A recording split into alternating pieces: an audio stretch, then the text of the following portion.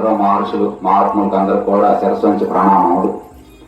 ముఖ్యంగా దేవీ నవరాత్రులు సందర్భంగా మరి దుర్గాదేవి అనేక అవతారాలను ధరించి ముఖ్యంగా మనకి ఈ దసరా నవరాత్రుల్లో ప్రతి సంవత్సరం మనకు 9 రోజులు నవరాత్రులు అంటే 9 కదా, 9 ఉండేవి. కానీ ఈ సంవత్సరం మరి కాల పరిమాణంలో వచ్చినటువంటి 11 రోజులు రావడం జరిగింది. కాబట్టి అందులో ఈరోజు అమ్మవారి అవతారం మహిషాసుర మధ్యనిగా మనం దర్శించుకుంటున్నాం. రేపు రాజరాజేశ్వరి మొత్తం భూమండలం కాదు, సమస్త మండలాలన్నింటిని పాలించే మాటగా రేపు మారుతుంది.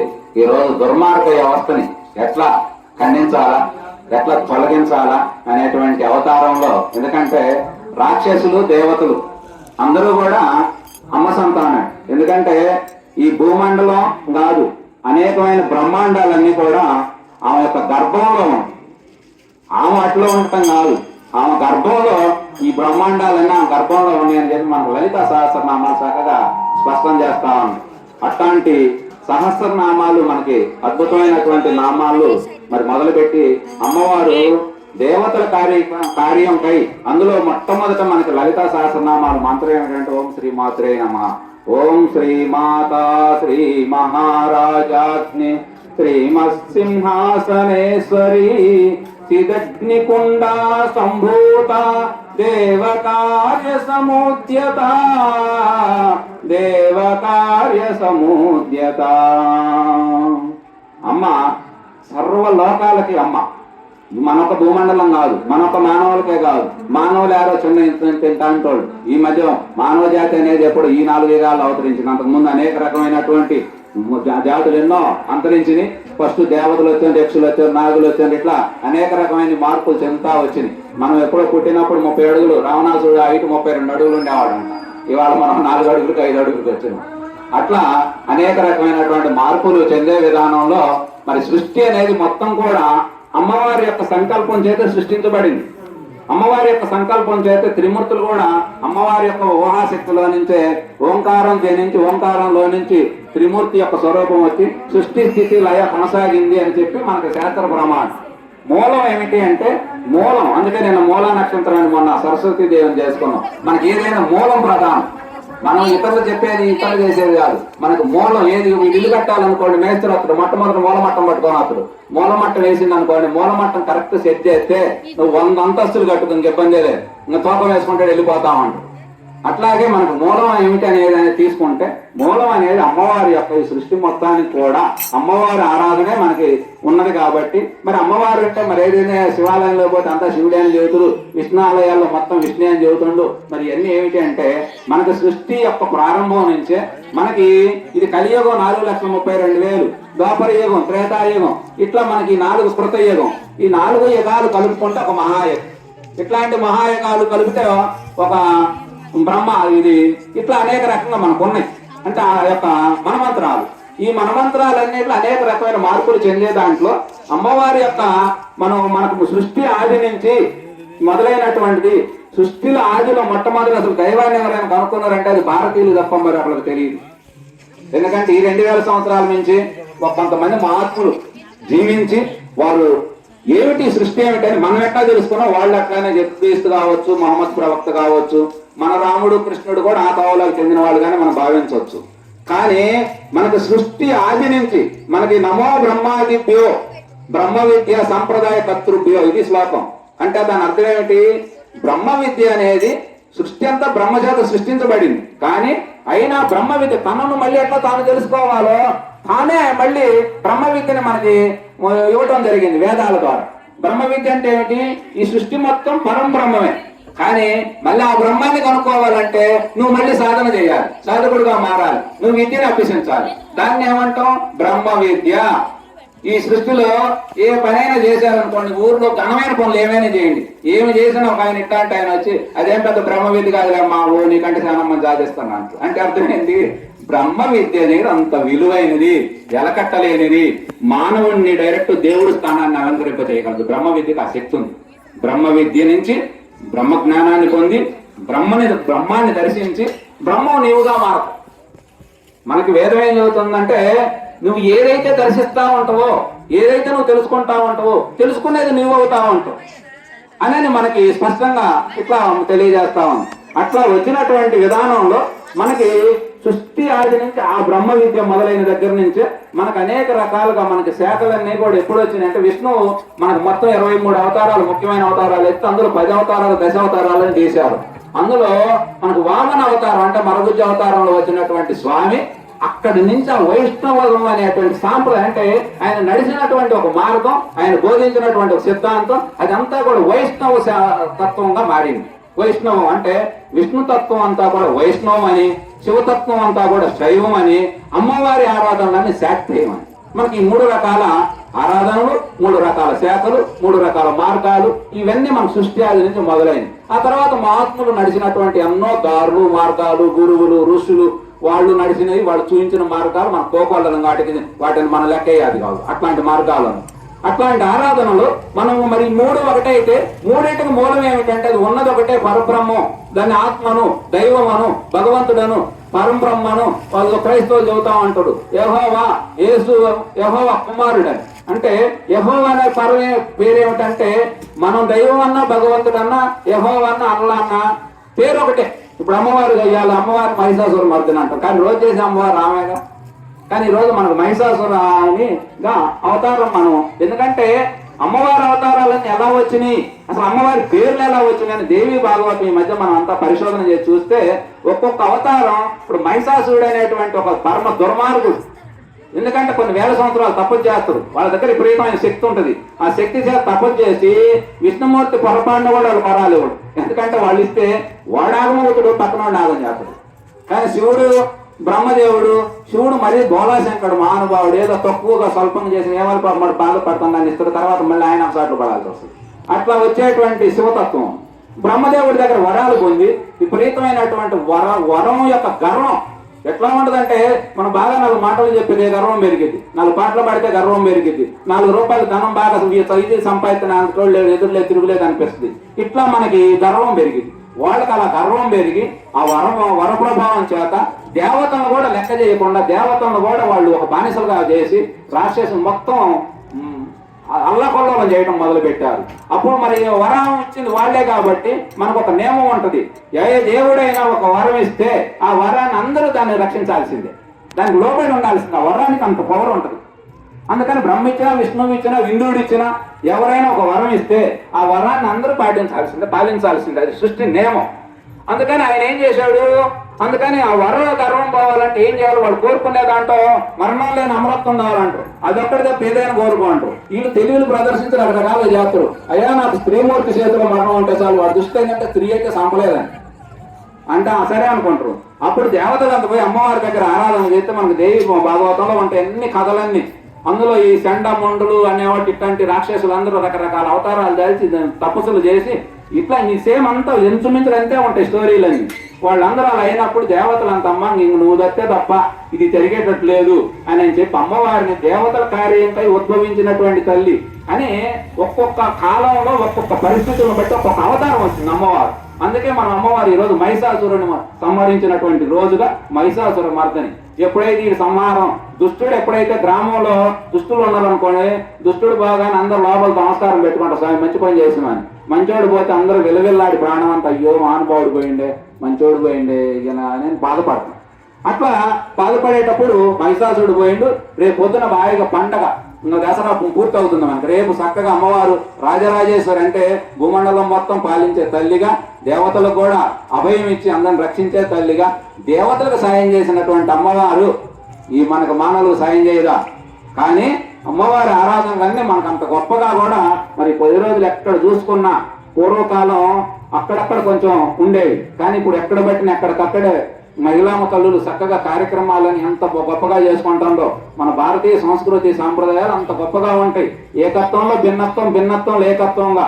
ఇలా భారతదేశం 150 కోట్ల జనాభా ఉన్నారు, వందల్లో మతాలు ఉన్నాయి, వేలల్లో శాఖలు ఉన్నాయి, లక్షల్లో మానసిక వ్యవస్థలు వేరువేరుగా ఉన్నాయి. అయినా సరే మనం ఎక్కడ భేదభావం అన్న మాట లేదు. ఏ మతస్థుడిని మన మతంలోకి రమ్మని మనం ఆహ్వానించేదే లేదు. ఎవరిని నువ్వు మనం ద్వేషించడం లేదు. ఆఖరికి మనకు దేవుడు అంటేనే మనకు ఒక మంచి భావన. ఏ మతస్థుడైనా వచ్చి అయ్యా కాస్త మంచి పని చేసుకుంటున్నా అంటే ఏం కావాలో చెప్పు, సరే రాసుకో, కానీ నువ్వు అడిగినంత ఇవ్వలేను, ఎంతో కొంత ఇవ్వగలుగుతా అని మనం ఇచ్చి పంపేయటం మన సాంప్రదాయం. ఈ అట్లా ఉంటే ఈ అవతల నువ్వేరు నేను వేరు, నువ్వేరు నేను వేరు అనే విధానాలు మరి మనం అందరం చూస్తూనే ఉన్నాం. అందులో ఐకమత్యం లేదు, ప్రేమతత్వం లేదు. ప్రేమతత్వం ఏదైతే క్రీస్తు బోధించిండో దానికి వ్యతిరేకంగా నడుస్తుంది ఇదంతా వాతావరణం. అట్లా మనకి మరి మన యొక్క భారతీయ సంస్కృతి ఇంత గొప్పగా ఇన్ని శాఖలు ఇన్ని రకాలుగా ఉన్నా కూడా భేదభావం లేదు. ఇలా మనయే ఉన్నాయి గుళ్ళు, గ్రామానికి 10 ఉంటాయి. అయినా ఏ పండగ అయితే ఆ పండుగ రోజు ఆ గుడికే పోతాం, నమస్కారం పెట్టుకుంటాం. మనకేం భేదం లేదు. ఇలా అమ్మవారిని ఆరాధిస్తాం, రేపొద్దున మళ్ళీ కార్తీక మాసం వస్తే అయ్యవారిని ఆరాధిస్తాం, ఆ తర్వాత మళ్ళీ ఇంకో నెల కానీ ధనుర్మాసం వస్తే విష్ణుతత్వం ఆరాధన ఆలయాలన్నీ కొనసాగుతూ ఉంటాయి. ఆఖరికి చెట్టుకి పుట్టకి రాయికి రప్పకి ఆరాధిస్తాం. ఎందుకు ఆరాధించాలి? రాయిలో ఏముంటదంటే మనకు ప్రహ్లాదుడు చెప్పినట్టుగా ఎందెందు చూసిన అన్నింటిలో ఉన్నది. వేదాలు చెప్తున్నాయి, ఉపనిషత్తులు చెప్పినాయి, మన పెద్దలు అన్వేషకులు చెప్పారు. దైవం భగవంతుడు ఏ ఏ పేర్లతో పిలిచినా ఉన్నది ఒకటే, అది అంతటా అందరిలో అన్ని నీ వై ఉన్నదని చెబుతుంది. అందుకనే మన వాళ్ళు దాన్ని నిజంగానే కొంతమంది దర్శిస్తున్నారు. అవును, నేను ఈ దేహం నన్ను నేను ఒకరు పోల్చుకొని చూసుకున్నా, ఇప్పుడు ఈ దేహం నేను కావాలంటే వచ్చిందా చెప్పండి? నాకేం సంబంధం లేదుగా, నాకు సంబంధం లేకుండా దేహం వచ్చింది. నాకు సంబంధం లేకుండానే అది పెరుగుతా ఉంది, పెద్దదైతా ఉంది, మళ్ళీ చిన్నగా పూసిస్తుంది, నశిస్తుంది, అసలు కాండాకుండా పోతుంది. ఎట్లా ఇదంతా సాధ్యం అవుతుంది? మనం ఆహారం తినటం వండుకోవటం మన బాధ్యతే, కానీ జీర్ణం చేసి దాన్ని అనేక రకమైనటువంటి మరి దేహం అంతా కూడా ప్రసరింపు చేయడం ఎట్లా సాధ్యం అవుతుంది? ఇది అంతటికి ఏదో ఒకటి ఆధారం ఉన్నది. మరి ఆధారం ఉన్నదైతే అందుకని మహాత్ములు చెప్పే మాట ఏంటంటే, నీవు ఈ దేహం కాదు, ఈ దేహాన్ని పాలించేటువంటి ఆత్మ అని చెప్తే, మరి నేను ఆత్మనైతే మరి వీళ్ళందరూ ఎవరు? వాళ్ళు కూడా ఆత్మే. మరి ఇన్ని ఆత్మలు ఉన్నాయంటే ఆత్మలు ఉన్నది ఒకటే ఆత్మ, అదే పరమాత్మ. ఆత్మకి పరమాత్మ తేడా ఏం లేదు, కలపటమే. అట్లా మనకి ఆ విధానంలో మరి ఎంతో గొప్పగా ఆరాధన కార్యక్రమాలన్నీ కూడా ఇట్లా భారతీయ సంస్కృతి అనేది మనకి ఇన్ని రకాలుగా ఎంత ఉన్నా కూడా ఇంత ఐకమత్యాన్ని బోధించింది. దీంతో పాటు మనకు కుటుంబ విలువలు ఎంత గొప్పగా ఉంటాయో, మన భారతీయకి కుటుంబం, దేవాలయం ఈ రెండు మనకి 2 కళ్ళు లాంటి. కుటుంబంలో భార్య భర్తలు బాగా ఐకమత్యంగా ప్రేమతత్వంగా కుటుంబ పెద్దలు బాగుంటే కుటుంబంలో పిల్లలంతా కూడా అదే దిశగా ఉంటారు. చూడండి, మీరు ఎక్కడైనా సరే వాళ్ళు చదువుకునే విధానం కానీ, పెరిగే విధానం కానీ, పెద్దలు అయ్యే విధానం కానీ, జాబుల పరంగా కానీ, ఉన్నతమైనటువంటి స్థానాల్లో చేరటం కానీ, ఇతరులతో గొడవలు పెట్టుకోకుండా ఉండటం కానీ, తల్లిదండ్రులను బట్టి పిల్లలు నడుస్తారు అనేది మన వాళ్ళు ప్రామాణికంగా నమ్మారు. అందుకని కుటుంబ వ్యవస్థను ఏర్పాటు చేసి కుటుంబంలో భార్యాభర్తలు బాగుంటే పిల్లలు బాగుంటారని మనకు తేల్చారు. అట్లాగే దేవాలయం అనేది, దేవాలయం అంటే ఏమిటంటే దేవాలయం, విద్యాలయం, వైద్యాలయం, ఇట్లా అనేక రకమైనటువంటి ఇవన్నీ కూడా ఆలయాలు. ఆలయం అంటే ఏమిటి? అవన్నీ కూడా అందరికి ఉపయోగపడేటువంటిది అనే మనకి అవన్నీ కూడా దేవాలయం అనేది సంస్కారాలను నేర్పుతుంది. విలువలతో కూడిన మనిషిని దేవుణ్ణి తయారు చేస్తుంది. దేవాలయం ఏం చేస్తుందంటే నీలో ఉన్నటువంటి దైవత్వాన్ని మేలుకొల్పిద్ది. మనందరం పుట్టుకతో మనం ఏం కాదు, అందరూ శుద్ధ మొద్దును ఏమి కాదు, కానీ దాన్ని నమ్మంగా ఆరాధించంగా అది ఏదైతే అమ్మవారిని మనం రోజు కీర్తిస్తూ ఉంటాం, ఆ అమ్మవారిని కీర్తించే గుణాలన్నీ మనలో రోజువారికి మేల్కొంటా ఉంటాం. అలా మేల్కొనే కొద్ది మనకు తెలియకుండానే మనం మారిపోతా ఉంటాం. మంచివాడు ఇట్నే మారుతుంది, చెడ్డవాడు కూడా అంతే మారు. ఈ గ్రామంలో బాగున్న కుటుంబాలు ఏదో చిన్న గొడవల వల్ల వచ్చి చల్లా చెదురు ఈ కుటుంబాలు దెబ్బతిన్నాయి. ఇక కుటుంబాలు 3 కాదు 4 తరాలు కూడా కోల్పోలేదు. అది వాళ్ళు పెద్దలు వేసినటువంటి బీజాలు వాళ్ళ పిల్లలకు కూడా పడతాయి. వాడు మా నాన్న అంటాడు, మమ్మని అంటాడు, అట్టంటాడు, ఇట్టంటాడని తన జీవితం అంతా పాడు చేసుకుంటాడు. ఒకప్పుడు కరాలపాడు అంటే మీ అందరికీ తెలుసు, ఇక్కడ దగ్గరే కాబట్టి. మేము చిన్నపిల్లలప్పుడు 25 ఏళ్ల క్రితం 2000 సంవత్సరం దాకా ఉన్నాయి గొడవలు. కుటుంబాలు కరాలపాడు అంటే చాలా మేధావులు ఉన్నటువంటి గ్రామం. ఆ రోజుల్లో పెద్ద వాళ్ళు ఉన్నారు. ఎక్కడికి కలెక్టర్ ఆఫీస్ పోలీస్ స్టేషన్ ఒకరితో కొన్ని డైరెక్ట్ కలిసి కలవగలిగే శక్తి ఉన్నవాడు. అట్లాంటి ఆర్థిక వనరులు శక్తి ఉన్నటువంటి వాళ్ళు గొడవల్లో పడి 3-4 తరాలు పూర్తిగా దెబ్బతింది. ఇవాళ కొంతమంది ఇల్లు అయితే ఇల్లు గడిచే పరిస్థితి లేదు. ఎందుకంటే చదువుకోవాల్సిన టైంలో చదువుకోవాలా, వాళ్ళ పిల్లలు పాడారు. ఊరికి ఆ ఊరికి వచ్చి బతుకుదాం అనుకున్నాడు, ఇలా బంగారం కోటేశ్వరుడు పిల్లల్ని చదివించుకొని హాయిగా. ఎక్కడి నుంచి వచ్చింది ఇదంతా? నీ జీవన విధానంలో నువ్వు కుటుంబ వ్యవస్థను సరిగ్గా అర్థం చేసుకోకుండా, సమాజం పట్ల సరైన బాధ్యత లేకుండా, పోనీ అంత వాళ్ళకి నువ్వు దేనికోసం చేస్తున్నావు కూడా తెలీదు. గ్రామాన్ని ఏమైనా వదిలించినవా? సరైన రోడ్లు వేసినవా? కనీసం పొలం పోదామంటే చెప్పులు వాన పడితే ఎక్కడికైనా పోదామంటే ముళ్ళు పుచ్చుకొని ఎంత అల్లాడము. దాని పట్ల ఏమైనా బాధ్యత ఉందా? ఒక గుంత పడితే ఏమైనా పారబెట్టి మట్టి తీసేస్తావా? ఏమీ లేదు. ఊరికి అనవసరంగా పనికి మాలిన వాళ్ళందరినీ ఎంకరేజ్ చేయటం, గొడవలు చేయటం, ఇవన్నీ చేయటం వల్ల కుటుంబ వ్యవస్థ మొలతాడు కట్టిన మగవాడు ఊళ్ళో లేకుండా మొత్తం పోయి పొలాల్లో ఉండేవాడు. పోలీస్ స్టేషన్కి పోయేవాళ్ళు. ఇవన్నీ ఆడవాళ్ళకి ఎంత ఇబ్బంది అయ్యేదో కార్యక్రమాలన్నీ, పిల్లలు ఎంత బాధపడి భయపడేవాళ్ళం అట్లా వచ్చింది. కానీ ఇవాళ పరిస్థితులు మారిపోయింది. ఎవడన్నా కొట్టుకుంటే వాళ్ళు కొట్టుకోవడం, ఇది సంబంధం లేదు, ఏమన్నా వస్తే వాళ్ళని దేశపోవడమే కానీ మనకు సంబంధం లేదు. సిస్టమ్ మారిపోయింది. పోలీస్ స్టేషన్లు ఇవి కూడా ఒకప్పుడు సిస్టమ్ అట్ట కాదు, ఊర్లో చిన్న జరిగితే మొత్తం బయటికి పోయేవాళ్ళు. అందుకని మారుతుంది. అందుకని వ్యవస్థలు బాగుంటే బ్రహ్మాండంగా ఉంటుంది. అందుకోసం మనకి దేవాలయం పెట్టింది ఏమిటంటే, దేవాలయంలోకి పోయి చక్కగా భజన కార్యక్రమాలు ప్రతి వారం భజన చేసుకోండి. ఇవాళ అవతల కార్యక్రమాలు మనందరం చూస్తా ఉన్నాం. ఎక్కడి నుంచి వచ్చారు వాళ్ళు? ఒక 100 ఏళ్ల క్రితం మనకు సరిగ్గా తెలియదు వాళ్ళు. కానీ అదేళ వాళ్ళు మనకు ఎందుకు వచ్చారు, అసలు మన దేశానికి ఎట్లా రానిచ్చామంటే మనకు ఒక గుణం ఉంది. ఏదైనా దేవుడు అంటే దేవుడే అనుకుంటాం. ఇప్పుడు కూడా మన ఆడవాళ్ళే వెళ్తామంటే చర్చిలకి, ఆ పానీలు ఏమైంది దేవుడే అనుకుంటాం. కానీ వాళ్ళు చక్కగా చేసుకోపోతారు. ఒక రోజు కొత్తన్నం రాత్రి, 2వ రోజు బైబిల్ పెడతారు, 3వ రోజు నిన్ను రమ్మంటారు. కొన్ని దానివల్ల నీకేమైనా ఐకమత్యం పెరిగి, ప్రేమతత్వం పెరిగి, ఆర్థిక వనరులు పెరిగి, అసమానతలు తగ్గి, ఇవన్నీ ఉంటే మంచిదే, సంతోషం. ఏం తగ్గట్లేదు, ఏం పెరగట్లేదే. ఎవడన్నా మన ఇంటికి వస్తే, మనం ఇంటికి వచ్చి ఎవరైనా అడిగితే మనం ఇవ్వకుండా పంపిస్తామా? కానీ వాళ్ళు ఇతరుల వాడు వస్తే మేము ఇవ్వకూడదు అంటాడు వెంటనే. ఎక్కడి నుంచి వస్తుంది? అందుకని భారతీయ తత్వం ఏం చెబుతుందంటే, మనం ఏకత్వాన్ని మనం ఎక్కువగా సాధించాలి. మన భగవద్గీత మనకు అదే బోధిస్తుంది. వైవిధ్యాన్ని అంగీకరించు, వైరుధ్యాన్ని తొలగించు, ఏకత్వాన్ని సాధించు. మనం ఎట్ట తిప్పి తీసుకుపోయినా కూడా మన మూలం ఏంటంటే ఏకత్వాన్ని సాధించాలి. అంటే అందరూ సమానమే, అందరూ ఒకటే, ఈ సృష్టి మొత్తం ఒకటే, సర్వం కల్విదం బ్రహ్మ అంటే ఉన్నది భగవంతుడు తప్ప మరొకటి లేదని చెప్పటమే. మనం అటు తిప్పి ఇటు తిప్పి ఎన్ని రకాలుగా చెప్పినా ఆడకే పోతుంది. భగవద్గీత సారాంశం అది. భగవద్గీత అది ఏం చెప్పింది అన్నిసార్లు దాన్ని చదివితే, నువ్వు వైవిధ్యాన్ని అంగీకరించు. అంటే ఈ సృష్టిలో మనం చూడండి, ఇక్కడ 100 మందిని కూర్చున్నాం. ఒక మతానికి ఒక మతానికి సంబంధమే లేదు. ఒక గొంతుకు ఒక గొంతుకు కలవదు. ఒక బొటిన వేలు మన భారతదేశం మొత్తం వేసినా కూడా బొటిన వేలు కలవు, కంటి చూపు కలవట్లా. ఎక్కడి నుంచి వచ్చింత వైవిధ్యం? ఎలా సృష్టి జరిగింది ఇదంతా? దీనికి కారణం ఏమిటి అనే దాన్ని మనం అర్థం చేసుకొని, ఓహో ఇలా ఉన్నదా అంటే సృష్టి భగవంతుడు ఒకటే, కానీ ద్వంద్వంగా సృష్టి తయారైంది అంతే. ఎందుకు ద్వంద్వంగా తయారైందంటే, ద్వంద్వం అంటే ఆనందం. ఏకత్వంగా, ఇప్పుడు ఏకాత్మగా ఉంటే ఉపయోగం లేదు. ఇప్పుడు నాకు ఏం పని లేదు అనుకోండి, ఇంట్లో ఉంటే చలనం లేదు. కానీ ఇక్కడికి వస్తే దాని భావాలు, అనుభూతి, ఆనందపడటం కోసం. ఇప్పుడు మీ ఊరు ఎందుకు వచ్చా నేను? నాకేమీ ఇక్కడేమో ఆహ్వానం కాదు, పోనీ ఇక్కడ ఏదో చేద్దామని కాదు, ఇక్కడేదో నేనందరూ ఏదో మార్చేద్దామని కాదు. నేను చెప్పడంలో నేను వింటా, మీరెట్టింటారో నేను వింటున్నా. ఈయన నన్ను నేను ఆనందపడతా ఉన్నా, మీకు కూడా అవకాశం ఉంటే కాసేపు నలుగురు ఆనందపడతారు. వీటిని ప్రామాణికంగా నమ్మితే మీ జీవితాల్లో మార్పులు వస్తాయి. కానీ అట్లా ఆనందపడటం కోసం ఈ సృష్టి అంతా ఏర్పడింది అనేటువంటి ద్వంద్వాన్ని మనం అంగీకరించి, వైవిధ్యం అంటే ఏమిటంటే, వైరుధ్యాన్ని అంటే మానసిక వైరుధ్యం అంటది. అంటే నీ అందరిలో ఉన్నదే అరిషడ్ వర్గాలే, అందరిలో ఉన్నదే రాగద్వేషాలే, అందరిలో ఉన్నది అష్టమతాలే, అందరిలో ఉన్నది సప్త వ్యసనాలే. అయినా అలాగే అందరిలో ఉన్నది ప్రేమ, కరుణ, త్యాగం, వైరాగ్యం, ఇవే మంచి గుణాలు చెడ్డ గుణాలు రెండూ ఉన్నాయి అందరిలో. కానీ ఒక్కొక్కసారి నాలో ఒకటి పని చేస్తుంది, నీలో ఒకటి పని చేస్తుంది. ఇట్లా ఆ సందర్భాన్ని బట్టి పనిచేస్తుంది. కానీ జ్ఞానికి ఒక లెక్క ఉంది. ఎందుకంటే ఆయన నీలో ఉన్న ప్రేమతత్వాన్ని ఎట్లా కదిలించాలో ఆయనకు తెలుసు. ఇప్పుడు కృష్ణుడు లాంటి వాడు ఎదురంగా పోతే నిన్ను ప్రేమమూర్తిగా మార్చాలంటే ఈయన ప్రేమమయుడిగా మారిపోతాడు. ఈయన ఎప్పుడైనా మారిపోయాను తమ్ముడు బాగున్నావు అంటే నువ్వేమంటావు? బాగున్నానా? చిరునవ్వు నవ్వుదు. ఏ రా అన్నావు అనుకో, అంటానా అంటే దీన్ని బట్టి ఏం జరుగుతుందంటే, నీకేం కావాలో నీకు తెలిస్తే నువ్వు ఎదటోడిని, ఇది హిప్నాటిజం అంటారు. హిప్నాటిజం అంటే ఏంది? నీకు ఎలా ఎదటోడిని ఎట్లా కావాలంటే అట్లా మార్చుకోవచ్చు.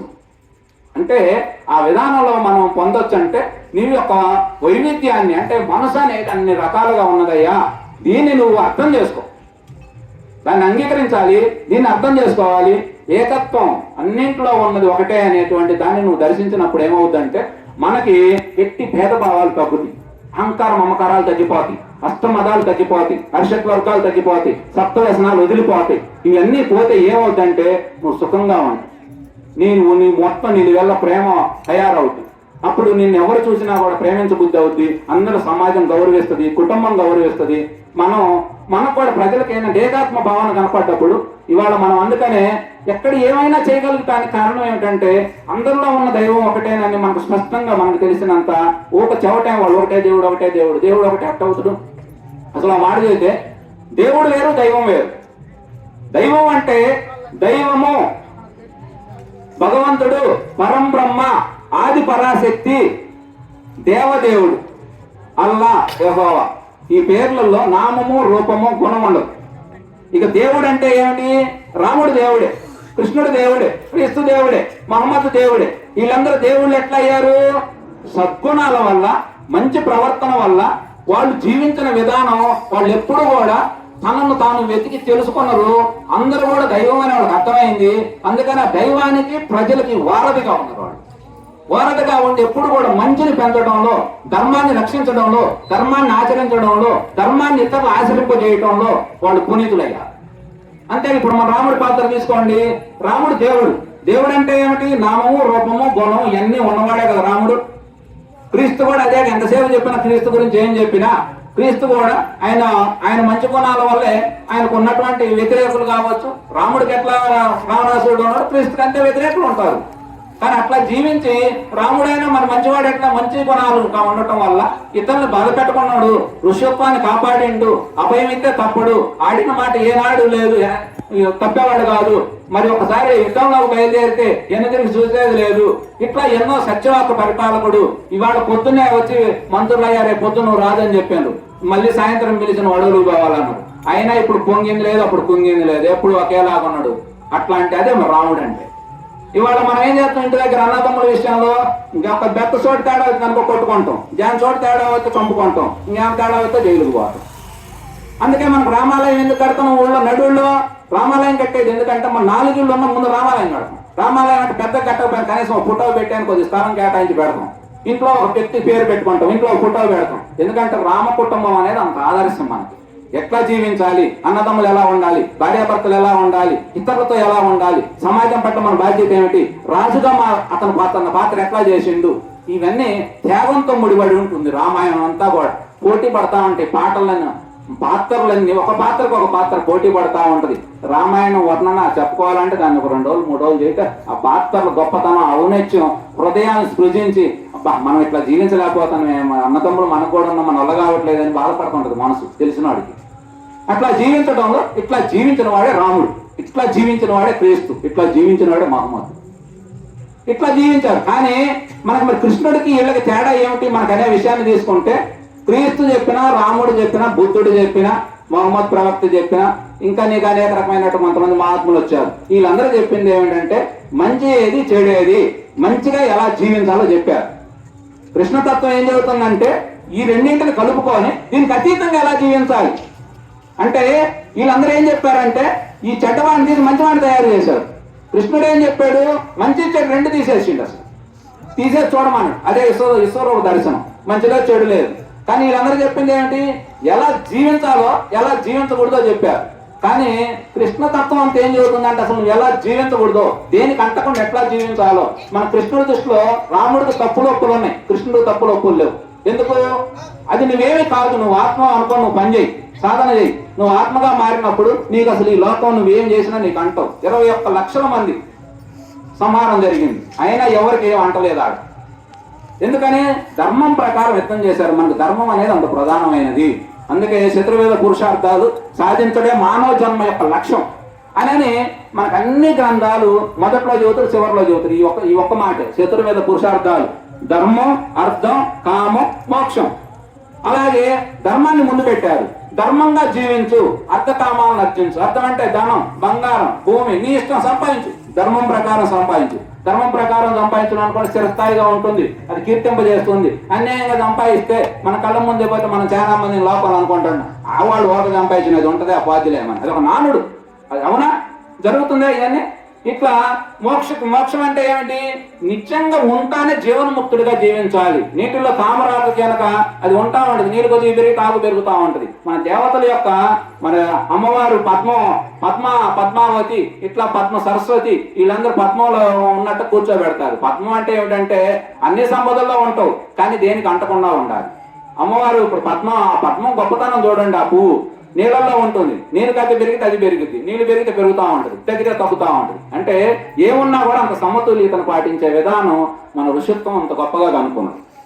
మనకంటే చూడటానికి ఏం లేదు. నిన్న పుట్టినటువంటి వీళ్ళందరూ చెప్పి మనుషుల్ని మార్చేసి బానిసలు చేసేస్తాం. మనుషుల్ని బానిసగా బతకడానికి మనం కూడా ఇష్టపడుతున్నాం. అందుకనే ఇక్కడ లేనిది అక్కడ ఏమున్నదని ఆడ బాగా నాకు కలిసి వచ్చిందయ్యా, కలిసి వచ్చింది. ఎట్ట కలిసి వస్తుంది? రోగాలు పోయినాయి. ఎట్టబోతాయి? 7 ఉన్నప్పుడు అసలు వీడికి గుడి ఉన్న సంగతి కూడా తెలియదు. కానీ అక్కడ మాత్రం ఆదివారం సంతగా 6ంటికి పెట్టుకొని బైబిల్ పోతాడు, కూర్చుంటాడు. 6ంటికి పెట్టుకొని కూర్చుంటే నువ్వు పని చేస్తే నీకు డబ్బులు వస్తే రావా? సరే, నువ్వు ఇప్పుడు సృష్టి నియమం ప్రకారం ఇవాళ అమ్మవారిని మనం 10 రోజులు పెట్టుకున్నాం. నిక్కచ్చిగా అమ్మవారి యొక్క కొన్ని పద్ధతులు ఉన్నాయి. ఆ పద్ధతులను పాటిస్తా మీరు చక్కగా చేసి 10వ రోజు మన నిర్మలమైనటువంటి మనసు, ఎందుకంటే మనిషి భక్తంతో వక్రీకరింపబడి పక్కదారిపోతుంది. అంటే దాన్ని ఎట్లా ఆరాధించాలో తెలియపోవటం వల్ల మహాత్ములు చెప్పే మాట ఏంటంటే, తెలియపోవటం వల్ల కార్యక్రమాలన్నీ ఎగనిష్టగా జరుగుతుంది. ఇక్కడ అమ్మవారినే పెడతాం. ఇవాళ పరిస్థితి ఏంది? అమ్మవారిని పెడతాం. అమ్మవారిని పెట్టకుండా అది కుదరదు. అమ్మవారిని పెడతాం. మన వినాయకుడిని పెట్టాం. ఒకడేమో ఒక పాటలు పెడతాడు, ఒక రాజకీయ నాయకుడు పాటలు, ఒక సినిమా వాడి పాటలు, ఒక రకరకాల పాటలు. ఆ పాటలకు వినాయకుడు ఇంకొక ఐటమ్ సాంగ్. వినాయకుడికి ఐటమ్ సాంగ్ ఏమైనా సంబంధం ఉంటుంది చెప్పండి మీరు? మరి మీరేం చేసిను? విత్తనాలు చేసుకుపోయేమో కందిత్తనాలు చల్లిను. నాకు మిరప పంట పండలేదు, అంత మిరప పంట ఎందుకు పండింది చెప్పు? అమ్మవారు ఉన్నది కానీ ఉన్నా నువ్వు విత్తనాలు సరిగ్గా వేసినవా? అట్లా భక్తి అనేది అసలు మన సాంప్రదాయం ఏంటంటే, అందుకే ధర్మం అనేది ఎందుకు ధర్మం అంటే ఏంటంటే ధరించుట. అంటే ఎప్పుడు ఎక్కడ ఎలా ఉండాలో ఆ భావానికి, ఆ సమయ సందర్భానికి తగ్గట్లుగా నువ్వు మారిపోయి జీవించడం. అమ్మవారి ఆరాధన ఎలా చేయాలి, అయ్యవారి ఆరాధన ఎలా చేయాలి, భగవద్గీత పఠనం ఎలా చేయాలి, మహాత్ములు ఎట్లా అనుసరించాలి, సత్యం ఏమిటి, ధర్మం ఏమిటి, ఇవన్నీ తెలుసుకోవడం, జీవించడం అనేది ఒక గొప్ప కళ. అలా నీ చేసినటువంటి మహాత్ములు ఎంతో మంది ఆ రకంగా జీవించి ధరించి జీవితాలనే, విశ్వామిత్రుడు లాంటి వాడు పెద్ద రాజ్యం, 100 మంది కొడుకులు, సత్యమేమిటి అనేటువంటి జిజ్ఞాస కలిగి ఆయన వశిష్ఠుని మీద మొదలుపెట్టింది పందెం కోసం పెట్టింది. కానీ తర్వాత ఆయన సత్యంలో ఆత్మదర్శనంలో పడి తృణప్రాయంగా, ఆయన కాదు ఋషులు ఎంతో మంది తృణప్రాయంగా రాజ్యాన్ని, కుటుంబాలన్నీ వదిలేసిపోయి తెలుసుకున్నారు. ఇవాళ వీళ్ళేం లేదు, 4 ఇల్లు సక్రమంగా సమకూర్చుకుంటే 10 కుటుంబాలు ఒకళ్ళు బతికేస్తాను. బ్రతకటం కాదు, నువ్వేమైనా కష్టపడి సంపాదించి వీళ్ళందరూ చెబుతురు. మనవాళ్ళు కూడా అదే పరిస్థితి. గురుదక్షిణలు గురుగారికి ఇస్తే పుణ్యం అవుతుంది, పాస్టర్ గారికి ఇస్తే పుణ్యం అవుతుంది, అవన్నీ నువ్వు తింటావు, బాగానే ఉంటది. మరి నీకు పుణ్యం అవుతుంది కదా, నీకు పుణ్యం వద్దా? నీకు పుణ్యం వద్దా? ఏం తెలియని వాడు నీకు 10% ఇస్తే అడిగి పుణ్యం వస్తే, అన్ని తెలిసిన వాడు అవన్నీ తింటే నీకు పాపం వద్దా, పుణ్యం వద్దా? మనకు భారతం చదువుతాం. వ్యాస భగవానుడు చెప్పే మాట ఏంటంటే, ఇట్లాంటి ప్రవచనాలు చెప్పి అట్లాంటి బోధలు చేసి ఎవడైతే వాటి మీద బ్రతికితే, కుక్క తింటుంది, దానికి ఎక్కువ తింటది, అర్థం కాదు, కక్కిది మళ్ళీ తింటది, కానీ తిన్నది తనకు హాని చేస్తుంది. అట్లాగే ఎవరైతే ఈ యొక్క మంచి చెడు సత్యాన్ని ప్రకటించి బోధించి మళ్ళీ యాచకుడిగా మారుతుంది, దానికంటే హీనం అని చెప్పింది. నీ పని నువ్వు చేసుకో, నీకు మంచి తెలిసింది చెప్పు 10 మందికి. ఈ మహాత్ములు ఎంతమంది లేరు? బ్రహ్మం గారు ఎంత గొప్ప సంఘ సంస్కర్త, ఆయనకంటే జ్ఞానం ఉన్నాడా?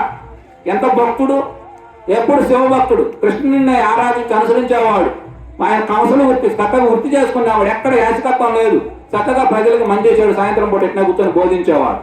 ఆ తర్వాత శిష్యకాలం అంతా పెరిగింది, అవసరాలు పెరిగినాయి, వాళ్ళు సమకూర్చుకోవడం ఆయన ఏది ఆశించింది లేదు. ఇవాళ అంతా ఈ రకంగా మనుషులను అంత అమాయకులు చేయటం, వాళ్ళని మూఢులు చేయటం, అజ్ఞానులుగా మార్చటం, ఇది రాజకీయ వ్యవస్థలు అంతే తెచ్చినాయి. అందరికి కూడా మద్యం సేవించడం, పలావు పట్లాలు, వీటికే మన జీవితాలన్నీ జరిగిపోతున్నాయి. కానీ ఐకమత్యం, విధానం, నాయకత్వ లక్షణాలు, ఇవన్నీ ఒక నాయకుడిని తయారు చేయాలి, ఒక భక్తుడు ఇంకొక భక్తుని తయారు చేయాలి, ఒక జ్ఞాని ఇంకొక జ్ఞానిని తయారు చేయాలి. ఎక్కడ తయారు చేస్తాడు? ఇట్లా. కారణం ఏంటి? వీటన్నింటికి ఎంతసేపు అడిగి పిడికి రింగ చెప్పుకొచ్చినా మీరు పల్లానికి పోయినట్లుగా మనందరి ఆలోచనలు, మనందరి విధానాలు, ఈ బోధకులు వీళ్ళందరూ కూడా వాళ్ళు కూడా డబ్బు మీదే ఈ రకంగా నడుస్తా ఉంటే సమాజంలో మార్పు ఎక్కడ వస్తుంది? అసలు ఈ రోజు ఇన్ని చర్చిలు, ఇన్ని మనగూడులు, ఎన్ని మసీదులు, ఎంతమంది బోధకులు తయారయ్యారు. ప్రపంచం అసలు భూమి స్వర్గంలా కాదు, ఆ వాస్తవానికి అవుతుగా. కానీ మరి ఎందుకు కావట్లేదంటే, ఎవడు చెప్పేవాడి మాటలాడి జీవితాలు ఉండట్లా. నువ్వు బోధించేది ఇతరులకు అనుకుంటున్నావు, కానీ నువ్వు బోధించేది నీకనే సంగతి నీకు తెలియకపోవటం, నువ్వు చెప్పిన దానికి తగ్గట్టు నువ్వు నడుచుకోకపోవటం వల్ల ఇవాళ అంతే చదువుతున్నా అనుకోని ఏడికాడికి ఏదో గుడికి పోవటం అన్న, చర్చికి పోవడం అన్న ఫ్యాషన్ లాగా తయారై. ఫ్యాషన్ కాదు, అవసరం. మానవ జన్మ అనేది మహాత్ములు చెప్పే మాట ఏంటంటే, అనేక రకమైన జన్మలు ఎత్తి ఎత్తి ఎత్తి అందులో నుంచి నువ్వు పరంపర ఈ జన్మ వచ్చిందిరా. ఇట్లాంటి అద్భుతమైన, ఎందుకంటే మహాత్ములు చెప్పే మాట మనకు అన్ని మతాల వాళ్ళు చెప్పేది ఏంటంటే, ముఖ్యంగా మనకి ఈ యొక్క క్రైస్తవ మతంలో మానవుని పాపి వీడు పాపాత్ముడు, పాపం చేసిండు, పాపం పోగొడతాడు స్వామి క్రీస్తు అనేది మనకు చూడడం జరిగింది. కానీ మనకు అలా చెవట్ల. పాపం చేస్తే శిక్షించబడాల్సిందే, కర్మ సిద్ధాంతం. నువ్వేం చేస్తే అది అనుభవించాల్సిందే, ఏం చేసినా నీ నీడలాగా నీ ఎంటబడుతుంది. దానికి దేవుడికి సంబంధం లేదు. నీ కర్మకు నీవే కర్తవి. భగవద్గీత స్పష్టం చేసి అన్ని గ్రంథాలు అయ్యే చెబుతుంది. అలాగే ముంగా వివేకానంద స్వామి చెప్పిన మాట ఏంటంటే మానవుడు అమృత స్వరూపి. ఎందుకు అమృత స్వరూపి అంటే ప్రపంచంలో 84 లక్షల జీవరాశులు ఉన్నాయి, కానీ అన్నీ మనలాగే పుడతాయి, మనలాగే పెరుగుతాయి, మనలాగే తింటాయి, మనలాగే నిద్రపోతాయి, మనలాగే సంపర్కం చేస్తాయి. ఇంతవరకు కరెక్టే. కానీ మానవుడికి మాత్రం బుద్ధినిచ్చిండు భగవంతుడు. ఏది మంచి, ఏది చెడు, ఏది చెయ్యాలి, ఏది చేయకూడదు అనేటువంటి స్పష్టత వాడు వేరు చేసి చూడగలడు. అందుకే హంస, రామకృష్ణ పరమహంస అంటే ఎవరు అంటే మంచి చెడు స్పష్టంగా చూడగలిగిన వాడు, వేరు చేయగలిగిన వాడు. హంస ఉంటుంది, ఆయనకి హంసాన్ని ఎందుకు పేరు పెట్టారు? హంస పాలు నీళ్లు రెండు కలిపి పోసినవి అనుకో, అది నీళ్ళను వదిలేసి పాలను మాత్రం తీసుకుంటుందండి. దానికి భగవంతుడు ఆ థర్మామీటర్ లోన పెట్టిండు. వివేకానంద ఎందుకు వివేకవంతుడైండు? మంచి చెడు ఉంటే అందులోంచి మంచిని మాత్రం తీసుకోగలిగినటువంటి వాడు వివేకానంద. అట్లాంటి వివేక జ్ఞానాన్ని మనం తీసుకోవాలి. అందుకనే ఇంత అమృత స్వరూపమైనటువంటి మానవుడు ఇంత విచక్షణ కలిగి, ఇంత వివేకవంతుడై ఉండి, స్పష్టంగా అన్నీ తెలిసి ఉండి తనను తాను తెలుసుకోగలడు, తను దైవంగా మారగలడు. ఇంత శక్తి మానవుడు కంటే మానవుడి పాపం అంటే ఏమిటి? మానవుడిని పాపం అనటం కంటే మరో పాపం లేదన్నాడు. ఒకటే మాట. ఎందుకంటే నీ గురించి నువ్వు తెలుసుకోవాలని ఆయన నీకు తెలియట్లేదు. నువ్వు కోట్ల రూపాయల సంపద. ఇప్పుడు ఎవరికి ఉదాహరణకి నీ 2 కళ్ళు అమ్ముకుంటే మనకు ఎంత వస్తాయి? మన కన్ను ఒక్కొక్క కన్ను విలువేందో మనకు తెలుసు, ఒక కిడ్నీ విలువేందో తెలుసు, లివర్లు విలువేందో రకరకాలుగా ఉన్నాయి, బడీలు పాటలన్నీ అమ్మి తీయాలమ్మితే ₹1,00,00,000 అది దేహం. ఎక్కడి నుంచి వచ్చింది దేహం? దేహం అమ్ముకున్నా వస్తాయి. లేదా నీ ఆలోచన మారి, బుద్ధి మారి, నీ ఉన్నతమైనటువంటి స్థానంలో ఎదుగుతా ఉంటే లోకంలో ఇవాళ ఎంతో మంది మనం ఆరాధిస్తున్నా లేదా?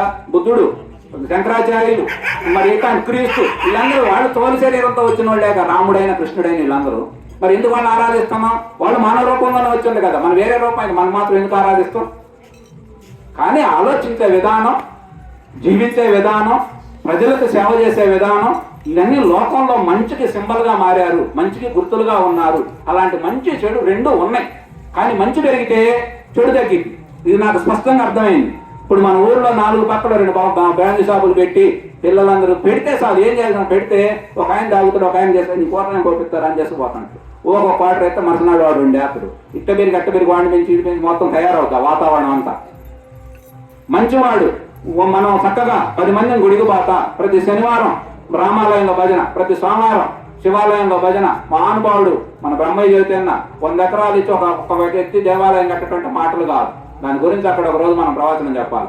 దాన్ని వాళ్ళ పిల్లలు అందుకొని అర్థం చేసుకొని దాన్ని ఉన్నతమైన స్థానాలకు చేసిపోయి ఆ గౌరవాన్ని, ఆ కీర్తిని, ఎందుకంటే ఇవాళ ₹1,00,00,000 సంపదగా మారింది, ఆ గౌరవాన్ని వాడు పొందాలంటే మరి అందులో కుటుంబంలో ఒక వెలుగైన వాడు వస్తే గానీ దాన్ని మరి సద్వినియోగపరచడు. ఎంత ఎంజాయ్ ఉంటారు ఆయన వస్తే, గౌరవానికి ఒక ఎమ్మెల్యే కూడా ఉండదు అంత పౌరు.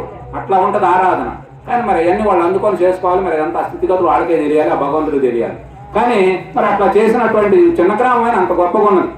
అట్లాంటి గ్రామంలో మన యొక్క సంస్కృతి, సంప్రదాయాలు వీటన్నింటిని కూడా మనం పరిరక్షించుకుంటా, ఇవన్నీ కార్యక్రమాలు చేసుకుంటా. ముఖ్యంగా ఏంటంటే మంచి పెరిగితే చెడు తగ్గిద్ది, చెడు పెరిగితే మంచి తగ్గిద్ది. కాబట్టి మంచి చెడు అనేది ఒక పోరాటం. ఈ పోరాటంలో మనం ఏం చేయాలంటే మంచి ప్రాతినిధ్యం వహించాలి. అందుకే మనం దేవాలయాలు పెట్టుకుంటే దేవాలయాలు మంచికి కేంద్రాలు, అవన్నీ పుణ్యస్థానాలు, అన్నీ కూడా హృదయాన్ని శాంతింపజేస్తాయి, ఐకమత్యాన్ని పెంచుతాయి, సమతాభావాన్ని పెంచుతాయి, భేదభావాన్ని తుంచేస్తాయి. అందరం ఒకటనే భావన ఉంటుంది, త్యాగం ఉంటుంది, వైరాగ్యం ఉంటుంది, నిర్మలమైనటువంటి హృదయాన్ని మనం పొందగలుగుతాం. ఇవన్నీ మనం సాధించాలంటే దైవం అన్వేషించడం, దైవం గురించి తెలుసుకోవటం, నీ గురించి నువ్వు తెలుసుకోవటం కంటే అసలు ఈ సృష్టిలో మనం చేయాల్సిన పని ఏమీ లేదు. ఏమన్నది నువ్వు వస్తా తెచ్చింది లేదు, పోయేటప్పుడు చేసపోయింది లేదు, పోయిన తర్వాత మనం తిరిగి వస్తామని గ్యారంటీ లేదు.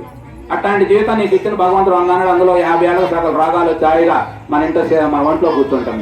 అట్లాంటప్పుడు మనం చేయాల్సింది ఏంటంటే, మన మహాత్ములందరూ చెప్పేది దీపం ఉండగానే ఇల్లు చక్క పెట్టుకోమంటే పెద్దవాళ్ళు స్వామి చూస్తారు. అంటే అర్థం ఏంది? దీపం ఉన్నప్పుడే 4 రాళ్ళు సంపాదించుకోరని ఒక అర్థం. దీపం ఉన్నప్పుడు చక్క పెట్టుకోవడానికి నీ బాడీలో నీ ఆత్మజ్యోతి ఉన్నప్పుడే నిన్ను నువ్వు దర్శించురా. ఏదో పోయేటప్పుడు నారాయణ కృష్ణ అంటే అది అయ్యేది కాదు, పోయేది కాదు. అది కొంత ఉపశమనమే కానీ అది జరగదు. నీవు బాగున్నప్పుడే, ఇంద్రియాలన్నీ పట్టుత్తంగా ఉన్నప్పుడే, ఆరోగ్యంగా ఉన్నప్పుడే, నువ్వు 40-50 సంవత్సరాల లోపల ఉన్నప్పుడే నీ గురించి నువ్వు సాధన చేయాలి, భగవంతుడి గురించి తెలుసుకోవాలి. భగవంతుడు నాకు అండగా ఉన్నాడనే దానికంటే భరోసా అసలు మరొకటి లేదు. నీకు 1,00,000 మంది సైనికులు నీ వెనకున్నా అటు పక్క ఒక్కడే ఉన్నా నా పక్క నాకు భగవంతుడు ఉన్నాడయ్యా, నాకు ధర్మం నా పక్షాన ఉంది, సత్యంగా నేను నడుచుకుంటున్నాను. ఈ 100 మంది, ఈ 1,00,000 మంది కూడా అని గెలవలేదు. అందుకని ఆ దైవ బలం అనేది అంత గొప్పది, అది అంతటా ఉన్నది. కారణం ఏంటంటే తెలియట్లా, తెలుసుకోవడం మనం చేయాల్సిన పని అనేది తెలుసుకోవాలంటే దానికి భక్తి అనేది ప్రధానంగా పెట్టారు. భక్తిలో అనేక రకమైన మార్గాలు ఉన్నాయి, అనేక రకమైన సాధనలు ఉన్నాయి. ఇవన్నీ చేసుకుంటా నువ్వు తెలుసుకుంటా వీటితో పాటు మన యొక్క సంస్కృతి సంప్రదాయాలు మనం పరిరక్షించాలి. చుట్టుపక్కల జలగలా పిక్కు తింటా ఉన్నారు, వీళ్ళందరూ మనకు తెలియకుండా కొన్నాటికి మన వ్యవస్థలు మన్ని పాడైపోయే వారం వస్తుంది. కారణం ఏంటంటే మనకు తెలియదు, మనం చూస్తూ ఉంటాం సాప కింద నీరులాగా చొచ్చుకుపోయి. ఇవాళ గ్రామంలో 4-5 చర్చీలు తెలిసినాయంటే, చర్చీలు దేవాలయాలు నేను తప్పు పట్టను. ఐకమత్యం ప్రేమతత్వం పెరిగితే మంచిదే, ఏకాత్మ భావన పెరిగితే మంచిదే. అయ్యేం పెరగట్లేదే. ఇవాళ మన పార్టీ, మన కుటుంబం నుంచి, మన వంశంలో నుంచి ఒకడు బయటికి పోతే వాడు ఏ కార్యక్రమాల్లో పాల్గొను. నేను రాకూడదు, అయ్యో నేను తినకూడదు, నాకు దినాలకు నేను రాకూడదు, పెళ్లికి రాకూడదు, తద్దినానికి రాకూడదు, దేవుడికి పెడతారంటే దేవుడికి పెట్టిన తినకపోతే వాడిని చూసి ఒకడు ఎవడో పేడవాడు వాటాపక నేను కూడా అనుకుంటాడు వీడు. ఈ రకంగా పోతా ఉంటే వంశం, మనకి కుటుంబం అనేది అంత గొప్ప సిస్టమ్ తయారు చేశారు. కుటుంబంలో దానికి ఒక కులం పెట్టి, దానికి ఒక గోత్రం పెట్టి, దానికి ఒక మతం పెట్టి, దానికి ఒక సిద్ధాంతాలు పెట్టి, ఇట్లా ఐకమత్యం పెట్టి, ఇట్లా మనకు వంశతరం అనేది ఉంది. ఎన్ని కోట్లు ఇచ్చిన నా వంశం పేరు ఆయన పెట్టుకుంటాడా, ఎంత గొప్పది. అట్లాంటి వంశపరమైన ఆరాధనలన్నీ పోగొట్టుకోవటం. రెండోది ఏమిటంటే, ఇంకా మనం బాధపడాల్సిన విషయం ఏమిటంటే, ఇటు నుంచి అటు బాగానే వాడు నేను నిజమైన దేవుని తెలుసుకున్నా అంటాడు. అంటే అంతకంటే బాగా ఈ అమ్మ ఇన్నాళ్ళు మా వాళ్ళంతా మూర్ఖుల్లాగా రాళ్లకు ముఖ్యం రప్పలకు ముఖ్యం అంటాడు. అంటే మనం అంత కింద ఉన్నాం అనేది అతని ఉద్దేశం. అంటే మన తాతల తండ్రులు మనమే మనకు తెలియకుండా దూషిస్తాం. అంతకంటే సిగ్గుసేట ఏముంటది, దాన్ని అర్థం చేసుకోవాలి. అసలు విగ్రహ ఆరాధనలో ఉన్న గొప్పతనం ఇప్పుడు వాళ్ళు పెట్టే విగ్రహాలు కాక ఏముంటాయి చెప్పండి. మీరు విగ్రహం కాక ఇప్పుడు పోనీ మీరు నిజమైన ఆరాధన, ఇప్పుడు ముస్లిమ్స్ ఉన్నారు, అల్లా ఒక్కడే మొత్తం, ఆయనకి ఏమి నామం లేదు, గుణం లేదు, రూపం లేదు. మరి మసీదులు ఎందుకు పెట్టుకుంటాం మనం చెప్పండి. మన మహాత్ములు కనిపెట్టింది ఏమిటంటే, నీ చిత్తం నిలవాలంటే నీకు ఏదో ఒక గుర్తుండాలరా బాబు. అందుకు కాబట్టి శాశ్వతంగా ఏది ఉండగలిగింది, ఈ విగ్రహం అనే రాయి అయితేనే శాశ్వతంగా ఉండగలదు అని విగ్రహం పెట్టారు. విగ్రహారాధనలో ఉన్న గొప్పతనం ఏమిటంటే, విగ్రహం మనకి అది రాయే నిజంగానే. మొన్నటిదాకా ఆడపడింది, ఎవరు ఎట్టంటే శిల్పి వచ్చిండు, అయ్యా ఇందులో హనుమంతుడు ఉండయా, ఈ బొమ్మ హనుమంతుడు పనికొస్తుందండి. మనం అందరం చూసి ఇందులో హనుమంతుడు ఉంటుంది, రోజు మా బెరని ఆడే కట్టేసుకుంటుంటే అనుకుంటాం మనం. కానీ ఆ శిల్పి ఏం చేస్తాడు, శుభ్రం సంచిలో ఉళ్ళని తెస్తాడు, పైన ఉన్నటువంటి పెంకులన్నీ తీసేసుకుంటా ఆంజనేయ స్వామిని బయటికి తీసుకొస్తాడు. మనం అనుకుంటాం వారు ఇప్పుడు నిర్ణయాల నుంచి ఆంజనేయ స్వామి ఇందులో మనం గుర్తించలేదు అనుకుంటాం. విగ్రహారాధన చూడండి, విగ్రహారాధన అంటే ఏంటంటే పైన ఉన్నటువంటి పెంకులు తొలగించడమే, లోన మూర్తి అంతే ఉంటది. అట్లాగే మనం దేవుడు కావడం అంటే ఏమిటో తెలుసా, మనలో ఉన్న దుర్గుణాలన్నీ చిన్నగా రోజువారీగా తప్పిస్తా ఉంటే నీ లోన ఉన్నటువంటి సద్గుణాలు వచ్చి సద్గుణాల నుంచి అసలైనటువంటి ఆత్మ దర్శనం జరిగింది. అలా జరగటమే ధ్యానంలో జరిగేటువంటి ప్రక్రియలన్నీ ఇవన్నీ. ఇట్లాంటి ఆరాధనలు అవన్నీ మనకి ఎన్నో ఉన్నాయి. అసలు ఒక మార్గం, ఒక పద్ధతి కాదు, నువ్వు ఏ పద్ధతి ద్వారా అయినా చేయొచ్చు, ఏ మార్గం ద్వారా అయినా చేయొచ్చు. ఇట్లా మనం అనేక రకాలుగా మన యొక్క ఇప్పుడు అమ్మవారు 10 రోజులు, మొన్న 10 రోజులు, 9 రోజులు, 10 రోజుల క్రితం ఏం లేదు, ఇప్పుడు పెట్టాం 10 రోజుల మీద రంగరంగ వైభవం ఉంది. రేపు పొద్దున మళ్ళీ అమ్మవారిని నిమజ్జనం చేస్తాం. అంటే ఏమిటి, అదంతా మన జీవన విధానం చెబుతుంది. అందులో అబ్బాయి నువ్వు మన పుట్టినూరా, ఇవాళ తిరిగినూరా, రేపు పోయినూరా, ప్రకృతి అంతా అదే చెబుతుంది. అమ్మవారి ఆరాధన కూడా ఈ సృష్టి అంతా మన వాళ్ళు తయారు చేసింది ఏంటంటే, అందులో తత్వాన్ని ఎట్లా చెప్పాలి. ఇప్పుడు నువ్వు పుట్టినవు, పెరిగినవు, పోయినవు చెప్పాలి, ఇది ఎలా చెప్పాలి. అందుకని అమ్మవారిని పెట్టినది కుటుంబాన్ని తెచ్చును, ఎంపల చెట్టు పెట్టిను, పూజించును, అలంకరించును, పాటలు పాడిన, సింధులు వేసును, భోజనాలు పెట్టిను, రంగరంగ వైభవాలు చేసిను. రేపొద్దున చేసుకొని నిమజ్జనం అంటే నీళ్ళల్లో కలిపిను. అమ్మవారు లేదు, మనం కూడా అంటే వచ్చును, తిరిగిను, ఎగిరిను, పోయిను. అంటే మనకు అప్పుడు చూసినప్పుడు అర్థం కావాలి మనకు, ఈ ఆరాధనలో ఉందంటే మనకి ఈ జీవితానికి ఈ ఆరాధనకి సంబంధం ఉందా అని మనం గుర్తించడం కోసం మహాత్ములు ఏమిటంటే, వీడికి భాష చెబితే భావం అర్థం కావాలంటే దాన్ని భాష రూపంలో చెప్పాలి. భాష కూడా అర్థం కావట్లేదంటే దీనికి ఒక రూపాన్ని ఇచ్చి చెప్పాలి, ఎట్లా చెప్పాలి అనేటువంటి విగ్రహారాధన సంస్కృతి అంత గొప్పగా ఉంది. మనకి ఇందులో ముఖ్యంగా మూలం అనేది ఏమిటంటే, మనకి శివలింగం ఉన్నది. శివలింగం అసలు ఏమున్నది దాన్ని చెప్పండి, రూపం ఏమీ లేదు. ఇందాక మనం అనుకున్నటువంటి 6-7 పేర్లు ఏవైతే ఉన్నాయో దైవానికి గుర్తుగా పెట్టిందే శివలింగం. శివలింగానికి రూపం లేదు, గుణం లేదు, ఏమీ లేదు. అంటే ఏమీ కానీ నిరాకారానికి కూడా రూపాన్ని ఇచ్చారు మనోళ్ళు. అసలు అంత గొప్ప సంస్కృతితో నేనైతే ఎంత అద్భుతంగా నాకు కళ్ళమట్టి నీళ్ళు వచ్చింది. ఆ భావన నన్ను తాకగాని ఎంత గొప్పగా ఉంది. ఇట్లాంటి ఋషులందరికీ నమస్కరించుకోండి. ఎందుకంటే ఏమీ ఆరాధన లేని, ఏమీ రూపం లేని రూపానికి కూడా దైవానికి రూపం ఇచ్చారు. ఎంత గొప్పగా ఉంది. ఇప్పుడు అమ్మవారిని అంటే అలంకరణ, అమ్మవారి ఓ రకరకాల ఆరాధనలు, అమ్మవారు సౌందర్యం అంతా వర్ణిస్తే అమ్మవారు అమ్మవారు అనుకోండి. కానీ శివలింగానికి ఏం ఆరాధన ఉంది? అయ్యవారికి ఉంది కానీ, అయ్యవారికి ఏం లేదు, అమ్మవారికి ఉంది కానీ. అట్లాంటి అమ్మవారి ఆరాధన, ప్రకృతి ఆరాధన, ఇట్లా మన ప్రతి పండగ కూడా ఒక పద్ధతి ఉంటుంది మనకన్నీ, ఎట్టబడితే చేయకూడదు. రెండోది ఏమిటంటే ఈ కార్యక్రమాలు ముఖ్యంగా మనం తిరిగే ధర్మ ప్రచారం ఏమిటంటే మన యొక్క సంస్కృతి సాంప్రదాయాల గురించి, మన గ్రంథాల గురించి ఇవన్నీ ప్రజలకు చెప్పాలి. రెండవది మనకి ఈ రాజకీయ వాతావరణం వచ్చి ఇవన్నీ కూడా ఏ పార్టీ వస్తే ఆ పార్టీకి సంబంధించిన పాటలు పెట్టడం, డ్యాన్సులు వేయటం, సింధులు వేయటం, ఇవన్నీ మనకి మన సంస్కృతిలో భాగం కాదు. ఒకటి మీరు చేయాలంటే ఎవరైనా చేద్దాం, దానికి ఒక వేదికలు ఉన్నాయిగా, అక్కడ చేసుకోండి, ఎవరు వద్దంటారు? అదే మనకే తప్పని మనం చెప్పట్లా, కానీ అది అక్కడ చేయండి. ఇక్కడ తీసుకొచ్చి ఇందులో కలపాకండి. దానికి అమ్మవారికి ముందు ఆజాటం పెట్టుకొని ఎగిరిన అనుకో ఉపయోగం లేదు. నువ్వు పొదుగులు పని చేస్తూ మాజంతో పాటు దాన్ని నిద్రపోయినట్టు ఉంటుంది, ఉపయోగం లేదు. ఫలితం రావాలి. ఇప్పుడు ఇది ఫలితం రాలేదంత పక్కన నీవయా, నువ్వు 10 ఏళ్ల నుంచి మీ ఇంటిలో గౌరమ్మను పెడుతున్నావు కానీ నీకేం వచ్చిందే? కనీసం జనం కూడా దగ్గర మా దగ్గరికి రండి, పొద్దున్న తగ్గిస్తాను కానీ మనమే అమాయకులు నోరు చేసి నిజమే మేము ఉన్నాం కానీ మరి మాకేం కాలేదు అనుకుంటాం. చేసే విధానం సక్రమంగా లేకపోతే, మనసు పెట్టకపోతే ఎక్కడి నుంచి వస్తాయి ఫలితాలు? అట్లాంటి మంచి ఫలితాలు రావాలంటే మంచి కార్యక్రమాలు, మంచి సదుద్దేశం, ఆ విధానంలో వాటి ఉద్దేశాలను మనం గుర్తించాలి. అలా చేసుకుంటే, ఆరాధిస్తే, మన అమ్మవారిని మనం నిష్ఠతో కొలిస్తే ఖచ్చితంగా మనం అనుకున్న కోరిక తీరపోవడం అనేది అసలు లేదు. అసలు సృష్టిలో ఏమిటంటే నిజం చెప్పాలంటే ఇంకా నీ ఫోటో పెట్టుకొని కోరుకున్నది ఇది. కారణం ఏంటంటే నీవు సాక్షాత్ నువ్వు దైవ స్వరూపాన్ని. కాకపోతే మనం కోరుకుంటే విచిత్రంగా ఉంటుందని మనం అమ్మవారిని పెట్టుకుంటాం. మేము చెట్టును మొక్కినాం, ఇప్పుడు అమ్మవారి చెట్టు కంటే నువ్వు ఉన్నావు గొప్పవాడిగా. నీ రూపమే తక్కువదేం కాదు, అది అమృత స్వరూపం, అందులో ఏం అనుమానం లేదు. అందులో భగవంతుడు నిలువెల్లా కూర్చున్నాడు. కానీ మనం గుర్తించం. అట్లా గుర్తించడం కోసం బయట పెట్టుకున్నాం కాబట్టి బయట పెట్టుకున్నట్టు మనం పరిరక్షిస్తాం. అవి మన ఎన్నో విశ్వాసాలకి మనం నడిపించే. అసలు ఏముంది, ఏమి లేకపోయినా కూడా ఇంత నడిపిస్తుంటే ఇంత కార్యక్రమం, అంతకంటే మహిమ ఏం కావాలి చెప్పండి? ఏమున్నది అందులో? ఏమి లేదు, నిజమే. కానీ ఎంతమందిని 100 మందిని కూర్చోబెట్టింది, ఎన్ని ప్రసాదాలు తయారు చేసిన, ఎంత ఆరాధన. కనీసం ఒక్కొక్క అమ్మవారి దగ్గర 40-50 వేలు ఖర్చు తక్కువ లేదు. ఎట్లా పెడతాం 10 రోజుల కార్యక్రమాలు ఇవన్నీ? కాబట్టి ఈ కార్యక్రమాలన్నీ పరిరక్షించాలి. కులపరమైన, మతపరమైన, మరి రాజకీయపరమైన పాటలు ఇవి పెట్టుకోబాకండి. మందులు కాల్చి దీపావళి మందులు కూడా అవసరం లేదు. ఎట్లా ఉండాలంటే అమ్మవారి మన ఆడపిల్లని కనుక మన అత్తింటి వారి సాగనంపేటప్పుడు ఎట్లా అందరం కూడా మంచి బట్టలు కట్టుకొని సరదాగా హాయిగా ఆనందంగా పోతాం, అట్లా మగవాళ్ళు ఆడవాళ్ళు మంచి బట్టలు కట్టుకొని సరదాగా సాగనంపాలి. కానీ అమ్మని ప్రకృతిని ఆగం చేసేటువంటి శబ్ద కాలుష్యం విపరీతంగా పెరిగింది మైకుల ద్వారా. ఈరోజు మళ్ళీ మందులు కలిసి ప్రకృతి అంతా ఆగం చేస్తే ఇవన్నీ కూడా ప్రకృతిలో వచ్చేటువంటి మార్పులు మళ్ళీ ఈ మనమే అనిపించాలి. ఇక్కడ ఏదైనా వాసన ఎవరు చేయాలి, ఆ వాసన మనమే భరాయించాలి. అందుకని ప్రకృతిని కాపాడుతా, మన ఆరాధనని మనం అన్ని సక్రమంగా చేసుకుంటా, ఇట్లా మన గురించి మనం తెలుసుకుంటా. ఎదుటోడు ప్రశ్న ఎత్తే మనం చెప్పలేకపోతే అతను రైట్ అనుకుంటుండు. వాళ్ళు ఏంటంటే మాయలో బ్రతికేవాడు. మాయాన్ని మనం ఏం చేస్తాం? అందుకంటే మాయాన్ని మనం ఎదుర్కోవాలంటే కనీసం మనం సత్యం తెలుసుకొని ధైర్యంగా నిలబడగలిగేటట్టు ఉండాలి. అట్లా మనది చాలా గొప్ప విధానం. ఇప్పుడు నేను చెప్పిన మాట ఏది కూడా నాకు దాన్ని పూర్తిగా నేను అనుభవించి దాన్ని దర్శించి చెప్పే మాట. లోకంలో జరుగుతున్న దాన్ని చెప్పే, మీకు ఏమైనా అబద్ధం చెప్పినట్టు కానీ ఇదేందబ్బా వినగోడల మాట ఏమన్నట్టు అనిపించలేదే, జరిగేదే చెబుతున్నాం. అందుకని ఇట్లాంటివన్నీ మనం కాపాడుకుంటాం, మనం హాయిగా చేసుకోవాలి కార్యక్రమాలు ఐకమత్యంతో. భజన కార్యక్రమాల్లో చక్కగా మీరందరూ పాల్గొనండి. మన శివాలయం ఒకటి, రామాలయం ఉంది, ఇంకా ఉన్నాయి. వాటిలో మనం ఏ ఆలయానికైనా ఎవడు పిలవాల్సిన పని లేదు. అది ఎవరికి సొంతం కాదు. మనం చక్కగా కూర్చొని 1 గంట నామం చెప్పుకోండి. ఇళ్లలో పూజా పీఠాలని సాయంత్రం పూట దీపారాధన చేసుకోండి. ఎక్కడికి పోయినా బొట్టు పెట్టుకోండి, చక్కగా నమస్కారం పెట్టుకోండి.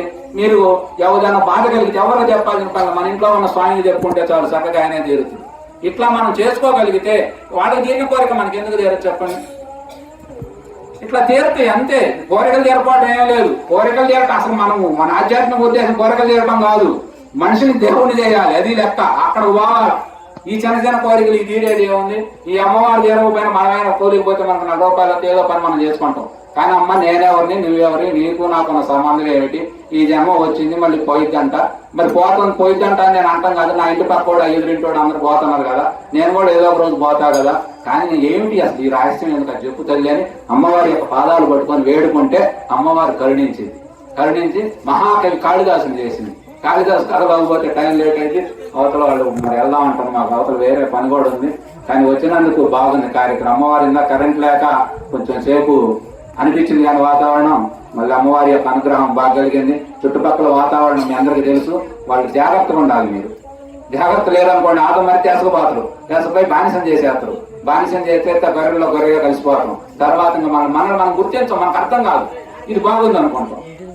కాబట్టి మరి ఇక్కడికి వచ్చినటువంటి వీళ్ళందరూ కూడా అమ్మవారి యొక్క అనుగ్రహం కలగాలని కోరుకుంటూ, ముఖ్యంగా మా ఆధ్యాత్మిక మిత్రులు బ్రహ్మం గారు, మా శ్రీనివాస్ గారు, వీళ్ళు మరి వారి యొక్క ఆహ్వానం మేరకి ఇప్పుడు రెండోసారి రావడం, మళ్ళీ మనం అవకాశం ఉంటే ఏదో ఒక రోజు మంచి రోజు ఎక్కువ అదే పని మీద పెట్టుకొని మంచి విషయాలు, ఎన్నో ధర్మాలు, సూక్ష్మ ధర్మాలు, రహస్యాలు ఎన్నో ఉన్నాయి. మనం ఆచరిస్తే జీవితం తరించిద్దయ్యా.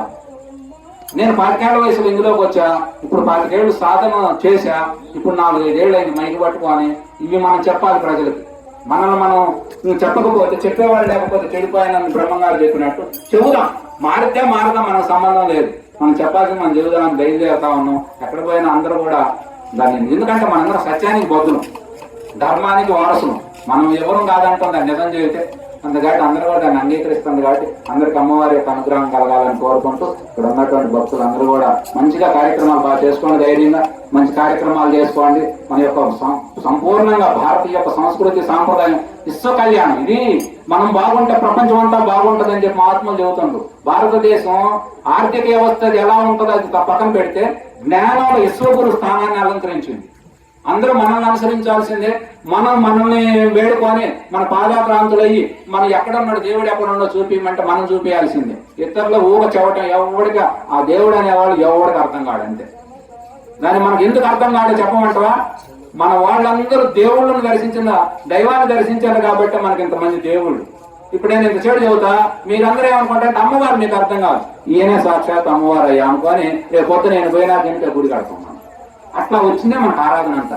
వాళ్ళల్లో ఆ స్థాయిలో అందుకున్న వాళ్ళు లేకపోబట్టి ఆ ఒక్క క్రీస్తే ఉంటాడు. క్రీస్తు మహానుభావుడు, జగద్గురు. అందులో ఆయన్ని మనమే తప్పు